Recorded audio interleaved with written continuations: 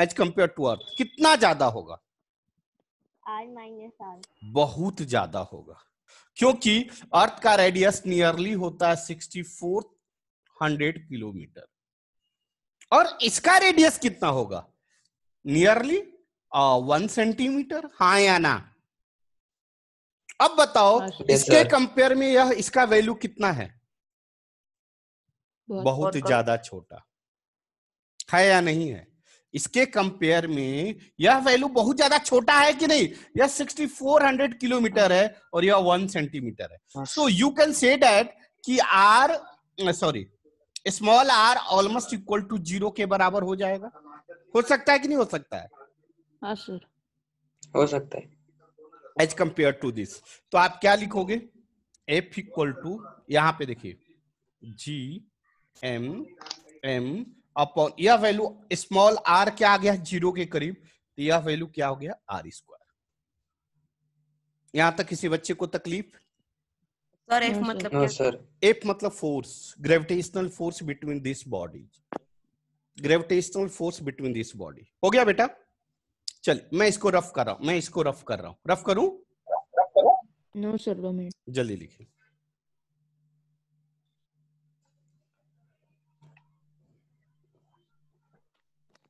Sir वो G into M upon x square नहीं समझ में आया। हाँ वो ग्रेविटेशन का आगे बताऊंगा, अभी पढ़ाया नहीं हूँ, बताऊंगा। इन बच्चों को पढ़ाया था, आप स्टार्टिंग में नहीं थे, ठीक है? इसके बाद वाला टॉपिक समझ में आएगा। ये टॉपिक इट में भी कि नहीं समझ में आया आपको? रफ करूं?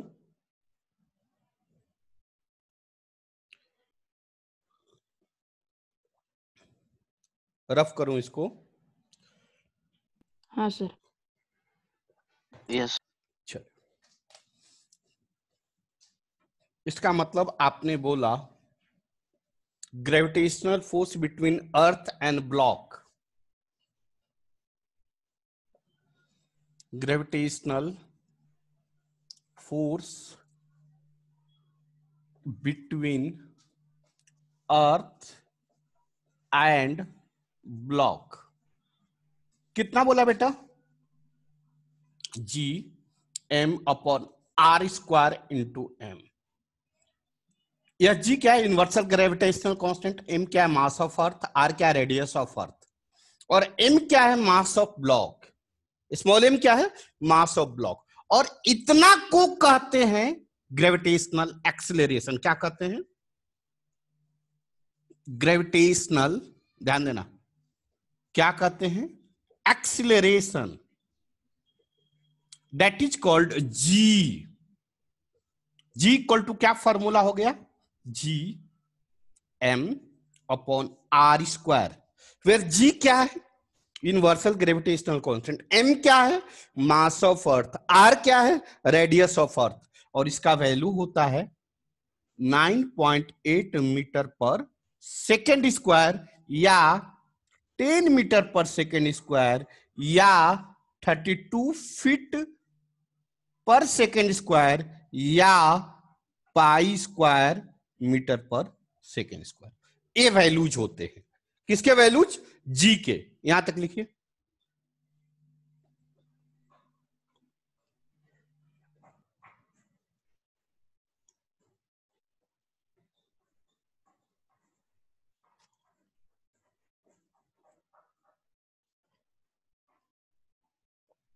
रफ करूं? नीचे करो ना।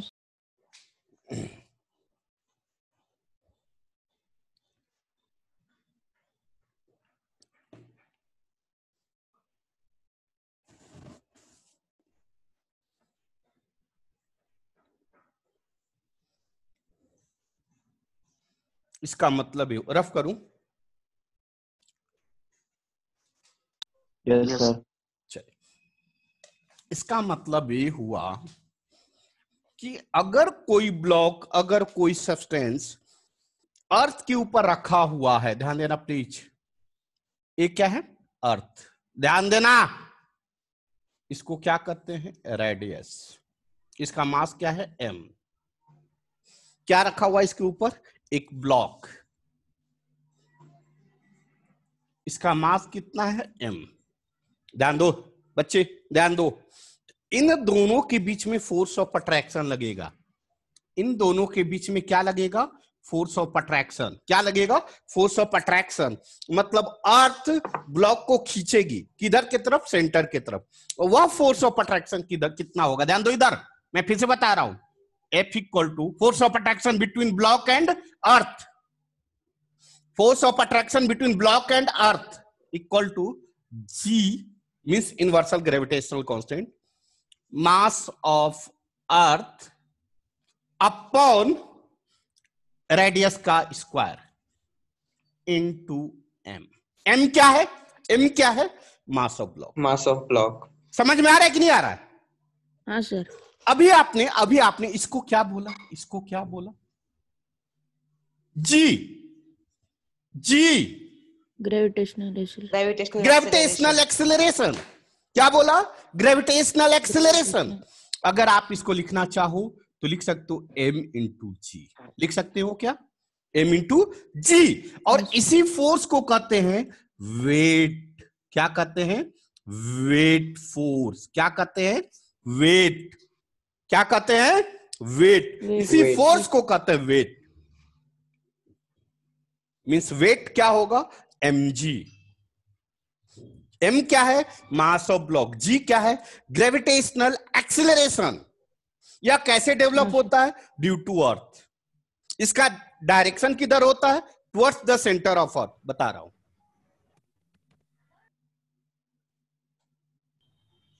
बढ़ो आगे। Yes sir. रफ कर रहा हूं। अगर यह अर्थ है, अब ध्यान दीजिए, यह अर्थ है,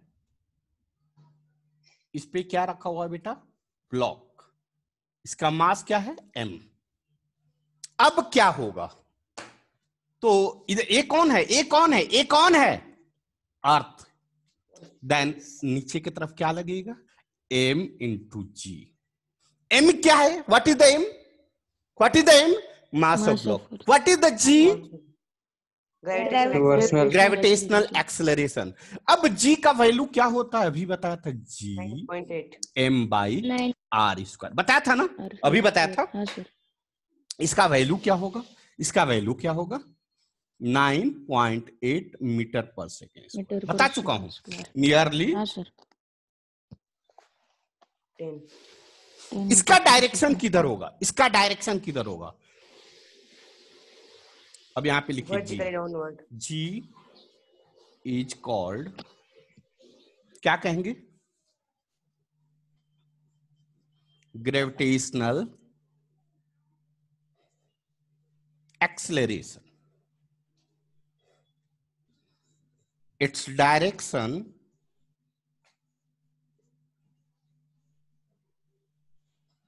is always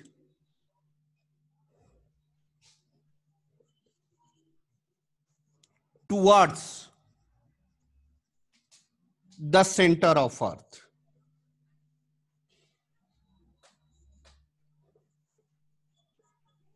दूसरे वर्ड में बोलो तो वर्टिकली डाउनवर्ड। दूसरे वर्ड में अगर आप बोलना चाहो तो क्या बोलोगे? Vertically downward. लिख लो नीचे।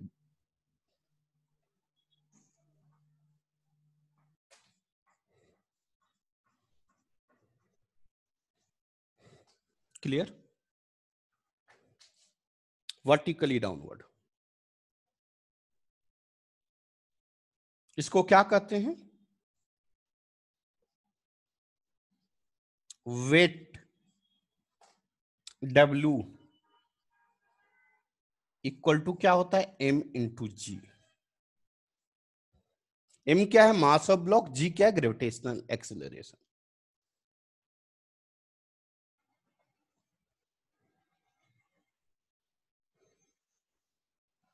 हो गया? नहीं 2 minute. 1 minute sir.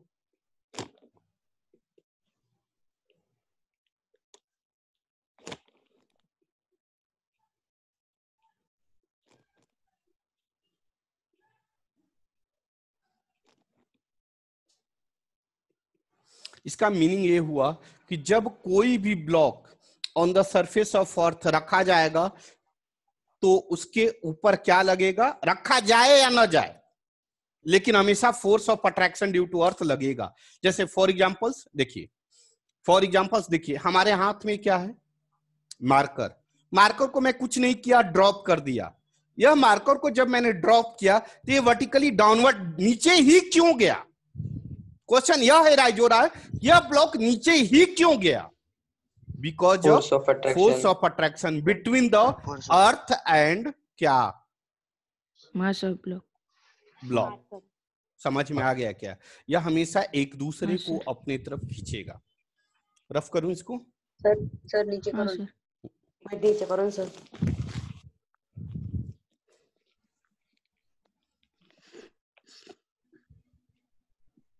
Means weight force हमेशा किधर लगता है, वर्टिकली डाउनवर्ड। किधर लगता है, vertically downward. Downward.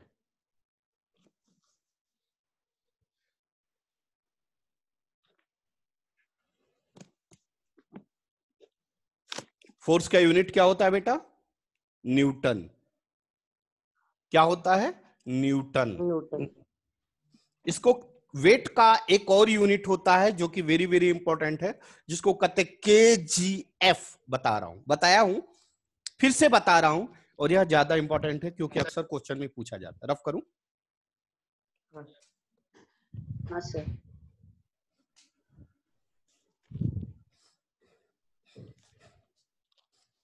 Wait force m into G, इसका यूनिट होता है न्यूटन या KG metre per second square, जो कि बता चुका हूं। क्लियर ना? एक और यूनिट होता है जिसको कहते हैं केजीएफ। इसका पूरा नाम है किलोग्राम फोर्स। क्या नाम है? Kilogram force. इसका मीनिंग है, केजीएफ का मीनिंग है कि 1 केजी ब्लॉक से जो ग्रेविटेशनल एक्सेलरेशन के द्वारा फोर्स अप्लाई होगा उसे क्या कहेंगे, केजीएफ। नहीं समझ में, भूल जाओ, सब कुछ भूल जाओ। मान लो ये अर्थ है, दिख रहा है ना बेटा, ये अर्थ है। हाँ सर। यह रेडियस है। यहां पे यह एक ब्लॉक लिए जिसका मास कितना है, 1 केजी। कितना है? 1 केजी। क्या है? 1 केजी। अब इस ब्लॉक पे नीचे की तरफ कुछ लगेगा, क्या लगेगा? वेट फोर्स, ग्रेविटेशनल एक्सेलरेशन नीचे की तरफ, हाँ या ना? लगेगा क्या? हाँ सर। जिसके वजह से यह नीचे आएगा कि नहीं आएगा? हाँ सर। यस सर, आएगा। अब आएगा, यहां पे कोई ब्लॉक हो या अर्थी हो, मान लो अर्थी हो, जब आएगा तो अर्थ के ऊपर फोर्स लगाएगा। हाँ सर। अरे भाई, यह 1 केजी का ब्लॉक है, यह सरफेस है, जब नीचे क्या हुआ, फोर्स लगा कि नहीं? फोर्स लगा। हाँ सर। तो that much force acting on that surface, that much force. How much force? 1 KG block द्वारा ग्रेविटेशनल एक्सेलरेशन की वजह से, किसके वजह से? ग्रेविटेशनल एक्सेलरेशन के वजह से जो फोर्स इसके ऊपर लगा, that force is called KGF. नहीं समझे? समझे सर। 1 केजी का ये ब्लॉक है। ये क्या है? 1 केजी का ब्लॉक। समझ में आ रहा है कि नहीं आ रहा है?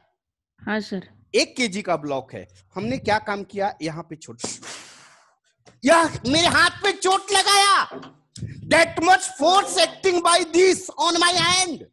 Are you getting or not? हाँ sir. That much. Yes, sir. This is what is the mass of that book? 1 kg. 1 1 kg। kg. And 1 kg block just I have to drop on my hand. Are you getting? Yes। Yes sir. So some amount of force acting by this block on my hand, is it? And this type of force is called KGF. क्या कहते हैं? KGF. Susil. sir. What is the KGF?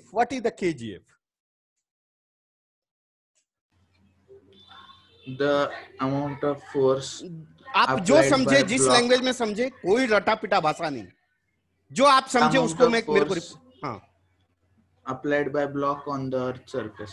Simple, या किसी भी surface, मतलब एक शब्द में बोलो कि 1 kg के सब्सटेंस के द्वारा, 1 kg के सब्सटेंस के द्वारा ग्रेविटेशनल एक्सेलरेशन की वजह से जो फोर्स अराइज होगा, जो फोर्स अराइज होगा, उसी फोर्स को क्या कहेंगे?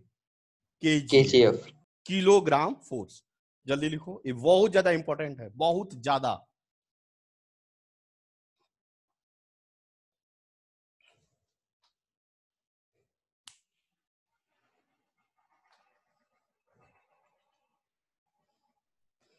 रफ करो। 2 मिनट्स। Yes sir. उम्मीद कर रहा हूं केजीएफ का कंसेप्ट क्लियर हुआ होगा, या दिक्कत है? नहीं, क्लियर है सर। क्लियर हुआ सर। केजीएफ का मीनिंग समझ में आया होगा। मैं गलत बोल रहा हूं या सही बोल रहा हूं? आया सर समझ में। चलिए रफ कर रहा हूं। अब इसका वैल्यू क्या होगा? What is the value of this? अगर मैं बोलूं तो आपने क्या बोला? Weight force. ध्यान दो, वेट फोर्स इक्वल टू क्या फॉर्मूला? m into G. कोई doubt? What is the unit of this? Newton. समझना, be careful. According to definition of KGF, what is the mass of this? 1 kg। 1 kg. Excellent, बहुत अच्छा, 1 kg. And what is the value of G? Metre पर 9.8. Second. 9.8 या 10 बोल दो। बोल सकते हैं क्या 10? हाँ सर। हाँ Yes या sir. So what we can write? बोल सकते हैं। 1 into 10 कितना होता है? 10। 10. 10 क्या? kg metre per second. इसको लिख सकते हैं बेटा? हाँ sir. Yes sir. What is the value of this? Newton. Newton. So 10 Newton. इसका मतलब क्या हुआ? What is the meaning of this? 1 kgf equal to how much value? 10 Newton. ये दिमाग में बैठा देना।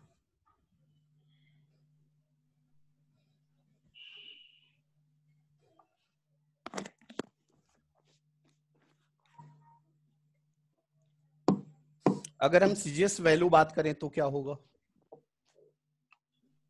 10 टाइम। नहीं, नहीं।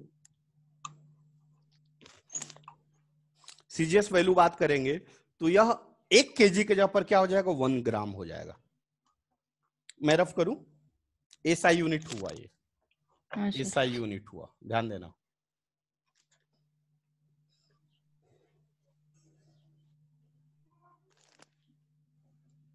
रफ करूं? 1 मिनट सर।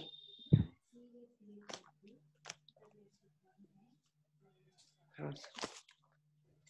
रफ करा।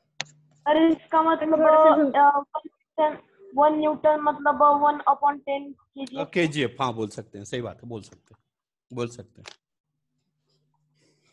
आप देखिए, अगर हम सीजीएस यूनिट की बात करें बेटा, सीजीएस यूनिट, मैं एक बार नहीं 1000 बार बोल रहा हूं, बहुत वेरी वेरी इंपॉर्टेंट टॉपिक है। बच्चे कंफ्यूज होते हैं, अक्सर बच्चों को कंफ्यूज करने के लिए क्वेश्चन ज्यादातर केजीएफ में देता है, बच्चों को कंफ्यूज करने के लिए। इसलिए आपको ध्यान में रखना है कि 1 kgf equal to how much? 10 newton. 10 newton. 98665 आता है। क्या बेटा? क्या बेटा? सीजीएस में 98665 हाँ, या आप 1000 भी बोल सकते हो। चलो मैं समझाता हूं। केजीएफ, इसको जीएफ बोलते हैं। GF gram force. हाँ, केजीएफ हो गया, जीएफ हो गया। जीएफ का फुल फॉर्म क्या होगा? Gram force. क्या होगा? क्या होगा? Gram force. ग्राम फोर्स का मतलब ये हुआ कि अगर वेट फोर्स की बात करें तो इसका डिफिनीशन क्या होगा? अभी केजीएफ का डिफिनीशन क्या था? केजी मतलब किलोग्राम फोर्स, का मतलब 1 केजी के सब्सटेंस को ग्रेविटेशनल एक्सेलरेशन की वजह से जो फोर्स फील होगा उसे क्या कहते हैं? Kilogram force. हाँ या ना? हाँ सर। अब जीएफ किसे बोलेंगे? 1 ग्राम। केजी के जगह पर क्या होगा? ग्राम। ग्राम। 1 ग्राम। 1 ग्राम वर्ड पे ध्यान दो बेटा प्लीज, कंसेप्ट क्लियर होगा तो कभी दिक्कत नहीं आएगी। 1 ग्राम के सब्सटेंस को, वहां 1 केजी था, अब कितना होगा 1 ग्राम। 1 ग्राम के सब्सटेंस को ग्रेविटेशनल एक्सेलरेशन द्वारा जो फेज फोर्स फील होगा उसे क्या कहेंगे बेटा? GF, gravitational gram force. क्या कहेंगे? Gram force. तो बताओ ग्राम तो फोर्स। हमारा फॉर्मूला क्या है? m into g। हाँ या ना? हाँ सर। यह कितना आएगा बेटा? 1 ग्राम। 1 ग्राम। और यह सीजीएस है, ग्राम सीजीएस है, तो जी का वैल्यू सीजीएस में क्या होता है पता है? 9.8 मीटर पर सेकेंड स्क्वायर। यही एसआई यूनिट होता है। अरे बोलो ना हाँ या ना? हाँ सर। हाँ सर। अब बताओ, ध्यान दो, आप इसको ऐसे लिख सकते हो 9.8 into 1 metre upon second square. हाँ। अरे बोलो ना। हाँ सर। 980 सेंटीमीटर हाँ। पर सेकेंड स्क्वायर। अब 9.8 मैंने कल बताया था, 1 मीटर में कितने सेंटीमीटर?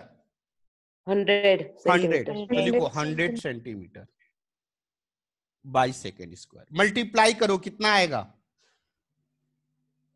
980। 980। मतलब सीजीएस में जी का वैल्यू कितना होता है? सीजीएस में जी का वैल्यू कितना होता है? 980 या नियरली 100 भी कभी कभी लेते हैं। जब 9.8 को 10 लेंगे तो ये 100 हो जाएगा। समझ में आ रहा है क्या? 1000 हो जाएगा। तो कितना आ जाएगा बोलो तो? अरे सबको समझ में आ रहा है कि खाली बकवास कर रहा हूं मैं? नहीं सर। आ रहा है सर। क्लियर हो रहा है कि दिक्कत है? फिर से मैं बताऊं, एक दिन बताऊं, क्लियर है No, sir. sir. Yes, sir। एक बार और बताऊं इसको सारी बातें? No sir. वंस मोर, ये ग्राम का No, sir. इसको फिर से बताऊं? ग्राम का पता। ठीक है, आप लिख लीजिए, आप लिख लीजिए, मैं फिर से बता रहा हूं सारी चीजें। कितना आ जाएगा? 980। 980 इंटू 1 कितना आएगा? 980। 980 क्या? ग्राम ग्राम सेंटीमीटर पर सेंटीमीटर सेकंड स्क्वायर। पर सेकेंड स्क्वायर। इसको क्या कहते हैं? ग्राम सेंटीमीटर पर सेकेंड स्क्वायर को बोलो। डाइन। डाइन। एक्सीलेंट, बहुत डाइन। अच्छी बात। डाइन।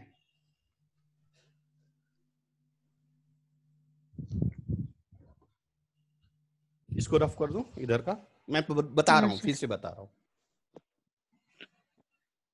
इसका मतलब 1 GF equal to how much? 980 type. अब मैं फिर से बता रहा हूं,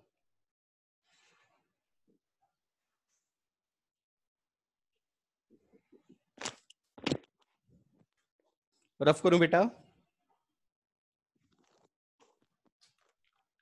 हाँ सर। Yes.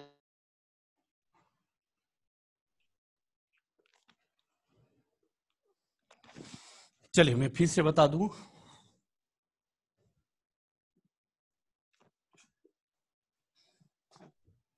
सीजीएस यूनिट क्या है? वेट फोर्स का। Weight force equal to m into G. ठीक है, हम सीजीएस की बात कर रहे हैं। ठीक है, और m इक्वल टू कितना होगा? 1 ग्राम। क्यों होगा? क्यों होगा? क्योंकि GF का मतलब होता है ग्राम फोर्स। क्लियर हुआ?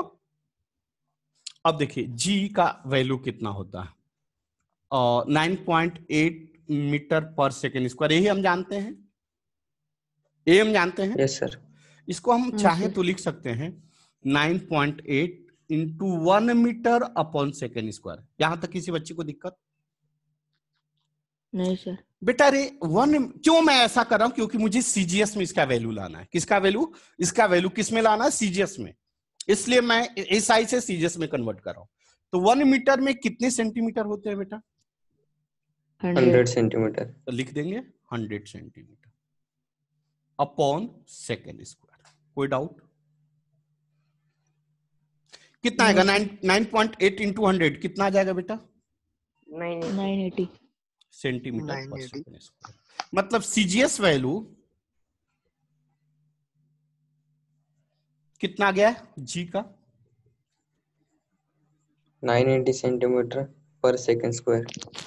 एसआई वैल्यू क्या है बेटा जी का? What is the value of 9.8 good good 9.8 9.8 meter per second square. बढ़ो आगे। हाँ सर। यहां तक सभी लोग क्लियर हुए बेटा? Yes, sir. रफ कर रहा हूं।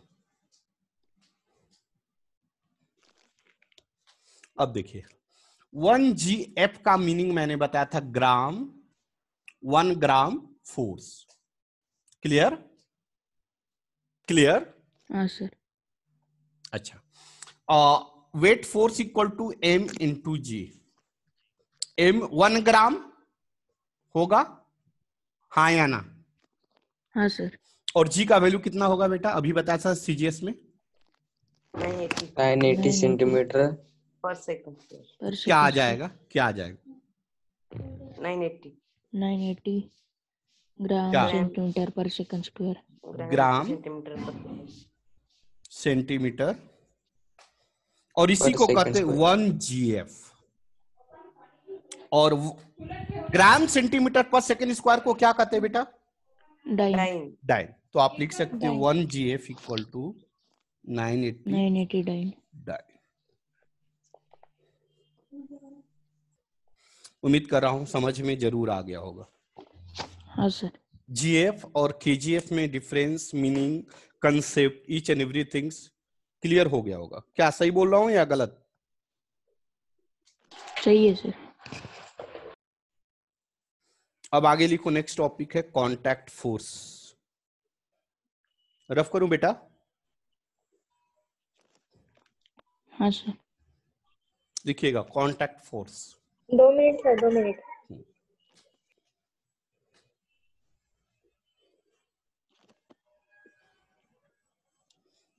हो गया सर, हो गया। नेक्स्ट टॉपिक लिखिएगा कांटेक्ट फोर्स।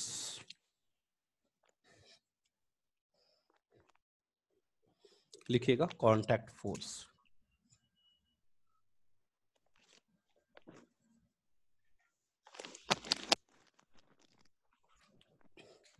कांटेक्ट फोर्स क्या है? कांटेक्ट का मीनिंग ही है, कांटेक्ट मतलब जो बॉडी जब आपस में कांटेक्ट में आए तब जो फोर्स डेवलप हो उसे क्या कहते हैं? Contact force. नहीं समझे? समझे या नहीं समझे? जब समझे दो सर। बॉडी आपस में कांटेक्ट में आए और जो फोर्स डेवलप हो उसे क्या कहते हैं? Contact force. इसका मतलब कि यह हुआ कि कांटेक्ट फोर्स जो डेवलप होता है ड्यू टू कांटेक्ट के वजह से होता है। यह कौन कौन होता है ये पहले समझते हैं। तो यह होता है फर्स्ट नॉर्मल, या इसी का दूसरा नाम है रिएक्शन फोर्स, बताऊंगा डिटेल्स। सेकेंड वन है फ्रिक्शनल फोर्स।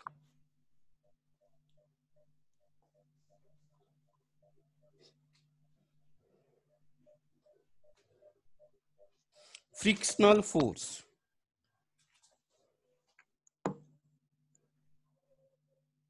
ठीक है, हो गया। अब आगे देखते हैं नॉर्मल या रिएक्शन फोर्स या कांटेक्ट फोर्स क्या है। रफ करूं इसको? हाँ सर। चलिए ए बेटा देखो, अब यहां पे ध्यान देना, बहुत अच्छा चीज समझा रहा हूं क्योंकि यहीं से एबीडी स्टार्ट होगा।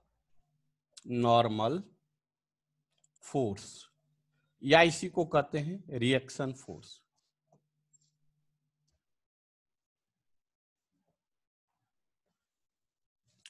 आप लोग न्यूटन्स थर्ड लॉ पढ़े हैं। न्यूटन्स थर्ड लॉ क्या कहता है कि every action having equal and opposite reaction, ये वर्ड बोलता है। अगर हम हाँ इस सर। दीवार को, अगर हम इस दीवार को 2 न्यूटन से मारेंगे तो दीवार भी मुझे 2 न्यूटन से मारेगी। ये बात समझ में आया? Yes sir. अगर हम इस दीवार को 2 न्यूटन से फोर्स लगाएंगे तो दीवार भी हमें रिप्लाई करेगी 2 न्यूटन से, लेकिन इसके लिए कंडीशन क्या है कि दोनों बॉडी रिजिड हो। एक नया वर्ड आ गया, क्या? Rigid. Rigid.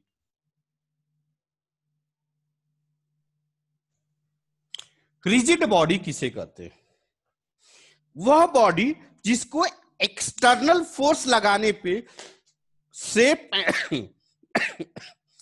And size of the body change न हो। नहीं समझे? नहीं समझे? अगर हम किसी बॉडी पे फोर्स लगाएं और उस बॉडी का शेप एंड साइज चेंज न हो, इस प्रकार के बॉडी को क्या कहते हैं? Rigid body. जैसे फॉर एग्जांपल यह दीवार है ना, हमने फोर्स लगाया, क्या इसका शेप साइज चेंज हुआ क्या? No sir. नहीं। इसका मतलब मेरे लिए बॉडी क्या है? Rigid body. लेकिन यह मेरे लिए रिजिड है, ये मेरे लिए रिजिड है। अगर आकर यहाँ पे क्रेन टकरा जाए तो क्या ऐसे ही रहेगा? नो ब्रेक हो जाए। इसका मतलब क्रेन के लिए रिजिड बॉडी नहीं है। इसका मतलब ये हुआ कि जब हम किसी बॉडी पे एक्सटर्नल फोर्स लगाएं और उस बॉडी का शेप और साइज चेंज न हो, तो उस तरह के बॉडी को क्या कहते हैं? Rigid body. लिख लीजिए, रिजिड बॉडी। उसके लिए भी आप रिजिड बॉडी होनी चाहिए ना? क्या बेटा? उसके लिए भी आप रिजिड बॉडी होनी चाहिए ना? हाँ, ऑफकोर्स रिजिड बॉडी होनी चाहिए। मतलब दोनों का साइज नहीं बदलना चाहिए। दोनों का, हाँ, दोनों का साइज नहीं बदलना। एक बात और बताऊं कि आपने बोला कि पांडे सर अगर मैं हाथ से दीवार पे मारा तो हमें चोट लगा, ठीक है? मैंने हाथ से दीवार पे मारा तो हमें रिप्लाई हुआ चोट लगा। लेकिन अगर हम हाथ से पिलो समझ रहे हो, तकिया, अगर उसके ऊपर फोर्स लगाऊं तो क्या हमें रिप्लाई होगा? फोर्स लगेगा, चोट लगेगा? ऐसा क्यों होता है? ऐसा क्यों होता है? क्योंकि वो स्मूथ होता है। नहीं, तकिया जो और है वो रिजिड बॉडी भी नहीं है। रिजिड बॉडी नहीं। जब फोर्स तकिए पे लगाएंगे तो तकिया का शेप एंड साइज चेंज हो जाएगा। समझ में आ रहा है क्या?